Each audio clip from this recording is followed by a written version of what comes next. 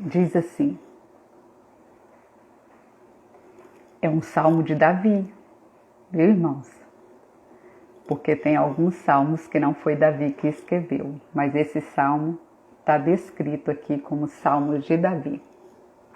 Meu Deus, por que me abandonastes? Por que estás tão distante dos meus gemidos de socorro? Todos os dias eu clamo, meu Deus, e eu não encontro alívio. Todas as noites eu levanto a minha voz. Tu és santo, e o Senhor está entronizado sobre os louvores de Israel. Nossos antepassados confiaram em ti e tu os livrastes. Clamaram a ti e foram libertos. Em ti confiaram e jamais foram envergonhados. Mas os que me veem zombam de mim.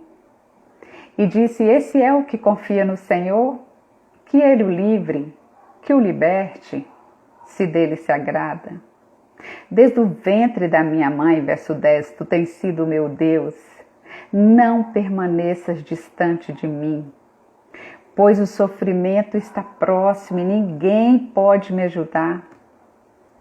Verso 16, verso 14, minha vida é derramada como águia, todos os meus ossos estão desconjuntados, meu coração está como cera. Ele se derrete dentro de mim, minha força secou como um caco de barro. Minha língua está grudada no céu da boca. Posso contar todos os meus ossos e os meus inimigos zombam de mim. Ó Senhor, não permaneça distante. És a minha força. Vem depressa me ajudar. Salva-me da boca do leão. Eu proclamarei teu nome aos meus irmãos, no meio do teu povo reunido eu te louvarei. Louvem o Senhor, glorifiquem o Senhor, reverenciem o Senhor, verso 23. Pois ele não desprezou, nem desdenhou do sofrimento dos aflitos. Ele não deu as costas, mas ele ouviu o clamor de socorro. Eu te louvarei na grande congregação, eu cumprirei meus votos. Todos os que buscam o Senhor terão o coração cheio de alegria. Repita isso na sua mente, irmãos. Todos os que buscam o Senhor terão o seu coração cheio de alegria sem fim. Verso 26. E toda a terra reconhecerá o Senhor e voltarás para ele. Diante dele se prostrarão todas as famílias das nações. Amém, irmãos? Irmãos, o que eu gostaria, de pensar nesta manhã com os irmãos é que Davi era um ser humano como nós. Então, nós vemos Davi no Salmo 21, dizendo assim que Deus tinha concedido o desejo do coração, que Deus não negou nada a ele, que Deus tinha colocado uma coroa de vitória na cabeça dele, que ele pediu a Deus que preservasse a vida dele e Deus atendeu o seu pedido. E o verso 6 ele diz, e eu confio no Senhor e o amor do Senhor não permitirá que eu me abale. Mas no verso 22, no capítulo 22, quer dizer, Davi já começa dizendo assim, meu Deus, por que o Senhor me desamparou? O que eu quero dizer para os irmãos, eu quero dizer que nós somos assim, irmãos. Nós não precisamos de uma fé grande, nós precisamos de uma fé firme, porque a nossa fé oscila, a nossa confiança muitas vezes oscila em meio às lutas. E isso é da nossa humanidade, da nossa carne. da nossa fraqueza e das nossas limitações. Você não é diferente de Davi e Davi não era diferente de nós. Apesar de ser chamado o homem segundo o coração de Deus, ele teve momentos de fraqueza. Ele se sentiu só. Ele se sentiu sem forças e desanimado. O seu coração, o texto diz, derretia como cera dentro dele. Ele dizia: eu estou tão magro que eu posso contar os meus ossos. E a minha força secou como um caco de barro. Então, não se sinta envergonhado por não estar dentro daquele padrão do servo que confia sempre, do servo que canta vitória sempre, do servo que sorri sempre, porque nem sempre a nossa humanidade vai permitir esse passo de vitória em vitória. Às vezes a nossa humanidade vai nos levar a sentimentos como o de Davi. Às vezes a nossa humanidade, irmãos, vai nos levar a sentimentos como o sentimento de Gideão. Ele foi convocado por Deus, mas ele teve medo. E quando ele teve medo, Juízes 7, verso 10, Deus diz: se você está com medo de lutar contra os amalequitas, desce, passa pelo seu acampamento, chega de fininho e ouve o que eles estão dizendo, e a confiança de você vai aumentar. E Gideão foi e ouviu o que os amalequitas, Deus colocou na boca deles, a vitória garantida. E o medo de Gideão se foi e ele teve a sua força renovada. Elias teve medo, irmãos.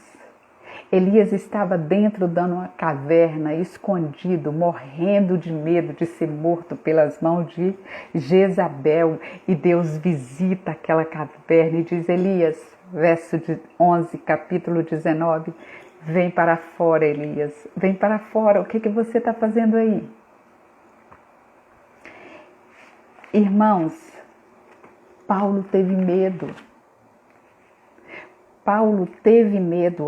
Atos 18, Paulo chega em Corintos, aquela cidade que nós estudamos, de um povo corrompido, de um povo cruel, distante de Deus.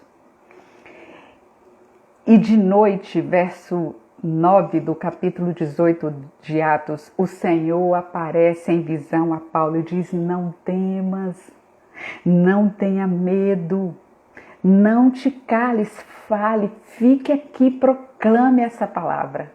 E Paulo atendeu a voz de Deus e os irmãos sabem o que aconteceu naquela cidade. Jesus teve medo, irmãos. Lucas 22. O evangelista diz que Jesus está no Getsêmani, temendo a cruz, irmãos. E ele disse: Senhor, se possível, passa de mim esse cálice. Eu não quero passar por isso. E o verso 43 diz: apareceu um anjo do céu que o encorajava. Então eu quero dizer para os irmãos, nesta manhã, é natural que você tenha medo, mas afine o seu ouvido para ver os passos de Jesus, os passos de Deus, o Altíssimo, o passo do Pai amado se aproximar de você em meio a medo. Como ele se aproximou de Gideão e diz: pode ir lá ver o que seus inimigos estão falando. Como ele se aproximou de Elias e disse: vem para fora. Vem para fora, Elias, que eu vou te mostrar o que você precisa fazer.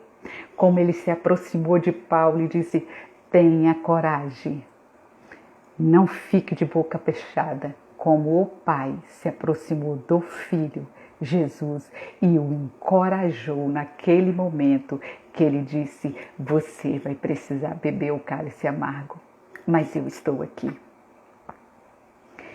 Então, em meio ao medo, a nossa direção é o colo do Pai, para sentirmos Ele bem perto de nós, porque só Ele pode nos encorajar.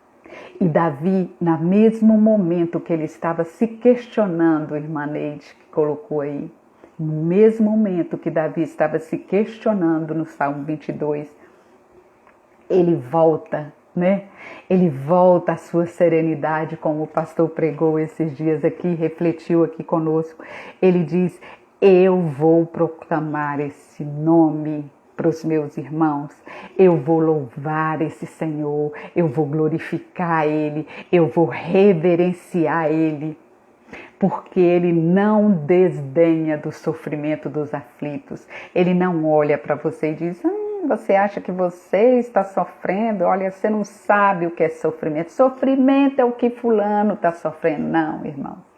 O texto diz que Ele não desdenha da nossa dor. A nossa dor é a maior dor porque é nossa, não é do outro.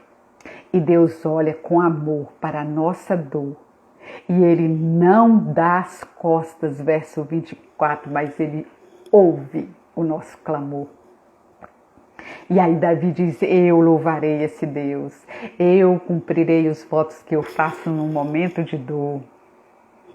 E todos que faz isso, que busca, que louva, que reverencia, que glorifica, verso 26, terão o coração cheio de alegria sem fim, terão as suas forças renovadas, terão a sua angústia aliviada, terão o seu clamor ouvido. E toda a terra reconhecerá que Ele é o nosso Senhor. Amém.